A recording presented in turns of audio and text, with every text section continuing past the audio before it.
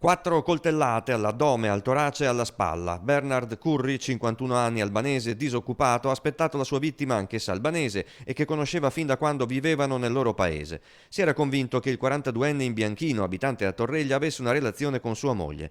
Quando lo ha visto sul suo furgone in via Caposeda, lo ha raggiunto e lo ha accoltellato a bordo del mezzo. L'aggressione è stata particolarmente violenta, diversi fendenti sono stati portati al malcapitato che poi ha dovuto ricorrere subito alle cure dell'ospedale di Abano. Ospedale che l'aggredito è riuscito a raggiungere con le ultime forze rimaste, dove è ricoverato in prognosi riservata, mentre grazie alla segnalazione degli operatori del 118 e alle primissime indagini i carabinieri sono risaliti a Curri, in casa del quale hanno trovato già nella lavatrice gli indumenti sporchi di sangue. L'uomo, davanti all'evidenza dei fatti, ha ammesso le sue responsabilità.